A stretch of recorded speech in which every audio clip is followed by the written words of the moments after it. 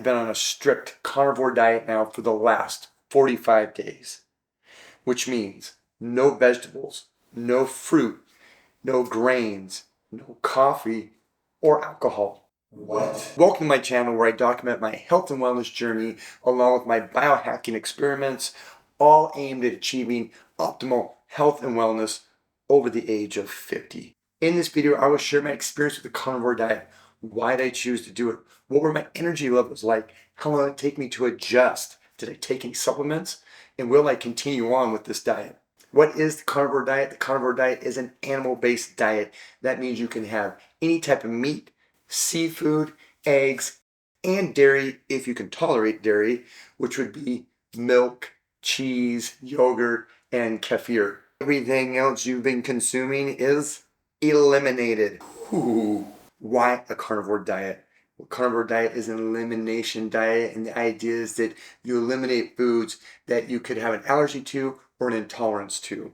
And years ago, I started down the road of an elimination diet. I was struggling with autoimmune issues, gut issues, anxiety and mental health issues, also high blood pressure. I had a lot of inflammation in my body.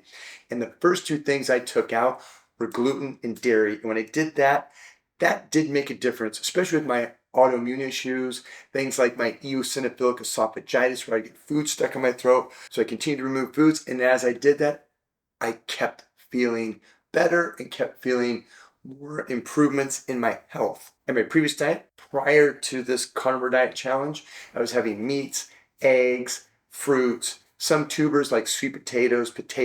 I was having avocados, pickles. I was also having coffee. I was probably having maybe a cup a day, but I had been tapering off that in the last month and transitioning to decaf coffee, trying to get the caffeine out.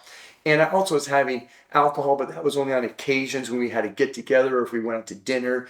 So I'd say maybe once at the most, twice a week with alcohol. I was feeling really good on that diet. And over the years, as I've removed things out of my diet, my blood pressure has come down, my anxiety's gotten better. So my hopes with doing this carnivore diet challenge, I wanted to see if by taking out those extra foods that I was eating that didn't categorize me as a full carnivore diet, if I had a noticeable difference or improvement from how I already felt. The biggest struggle for me in the first week was transitioning from getting my energy from carbohydrates that I was getting from fruit and now having to get my energy from fats.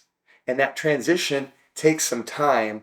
Your body has to get into ketosis. So what is ketosis? Ketosis is when your body does not have enough carbohydrates for energy and it starts burning fat for energy, and that fat is turned into what's called ketones, a chemical your liver produces when it breaks down fats for energy. And that process of your body getting into ketosis takes time. So during that time, you're not going to feel great. So once your body gets into ketosis and you become fat adapted, that's when things change. That's when you start feeling better. I would say for me, that took about 2 weeks. Once I got to the third week, then I was feeling pretty good. Energy was good. I was working out regularly. And my energy felt really consistent, still does, throughout the day.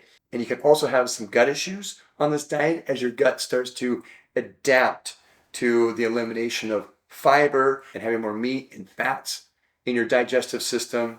That also takes typically a couple weeks. Some people it's quicker, others it can be longer. For myself, that didn't take too long. I really didn't have any issues there because I was pretty much on an animal-based diet prior to this. Now you can experience some constipation on the carnivore diet. I experienced a little bit of that halfway through the diet. And if you do experience that, all you have to do is increase your fats. That's what I did, and that helps that. What about supplements? I know some proponents of the carnivore diet say you don't need supplements, especially if you're eating a variety of meat and including seafood. Eggs are nutrient dense, and then all the great nutrients that are in the fat. For me, I do take a few supplements like vitamin D, especially this time of year. It's wintertime. It's more overcast. I'm indoors more. I'm not getting as much direct sunlight on my skin. I also take an electrolyte supplement. For me, if I'm working out really hard, I'm sweating a lot, having a pack of electrolytes right after feels better to me. I notice the difference. I like the flavor. There's no carbohydrates, so I don't know. Maybe you can call it a cheat, but I do take electrolytes. And then I also take a desiccated liver supplement when I don't have fresh liver on hand. That's it for my supplements. Also, you want to be sure to stay good and hydrated, drink a lot of water. You want to do that on any diet you're on. For me, I started getting some leg cramping, and I realized that was from being dehydrated. So I increased my water consumption, got better hydration, and the cramping went away. I originally intended to do this for only 30 days. But when I got to the 30-day mark, I was feeling so good. My mental health was doing better. My blood pressure has been staying consistently low. My energy throughout the day has been feeling great. No more of these crashes and ups and downs. For the most part, I've been staying consistent daily, and I haven't been craving caffeine at all. So that is why I've continued on with this diet and made it now to day 47. So am I going to stay on a strict carnivore diet? I don't plan on doing this long term if I don't have to. And again, this diet is designed as a healing diet. By taking things out, let your stomach and your immune system reset, and then start reintroducing things and see how you feel. What I plan on doing is allowing myself to have some fruit, but I'm gonna keep it at a minimum. I don't wanna go crazy with my carbohydrate consumption. I'm gonna try some avocado, pickle, and bring some of these things in and just see how I feel. If I notice a difference, then I'll take it back out. As for things like coffee and alcohol, I don't even crave coffee right now. And so I'm not worried about that, and I don't really care about the caffeine. If I do decide to have coffee, then I would just stick with like a decaf and use it as a cheat. And like with alcohol, I'm not gonna say I'm never gonna have alcohol again, and I'm just gonna save it for like a treat. I'll use it for special occasions or if we're out with friends, and I'll just be smart about it. And I'm just going to base it on how I feel and how I'm doing. And I think that's the one thing with a diet like this, that it's okay to have a cheat here and there. You don't have to be so dogmatic to where I'm stuck and I only eat like this and that's it. Now, if you're the kind of person that has one little cheat and it just throws you off the rails, then okay, maybe you can't. But if that's not you, then allow yourself to have a cheat once in a while. It's okay. Just stay on your diet, stay good with your diet, and then on occasion here and there, have a cheat. That's what I'm going to allow myself to do.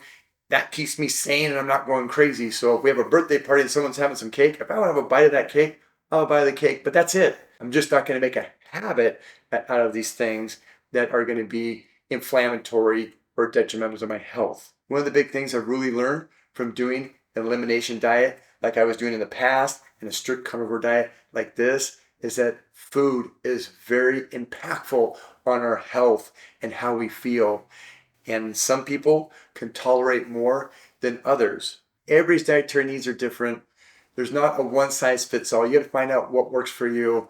But if you've got autoimmune issues, high blood pressure issues, mental health issues, and you haven't tried an elimination diet, I would highly recommend it. I've had doctors in the past tell me there's nothing you can do. It's all genetic. Well, they were wrong.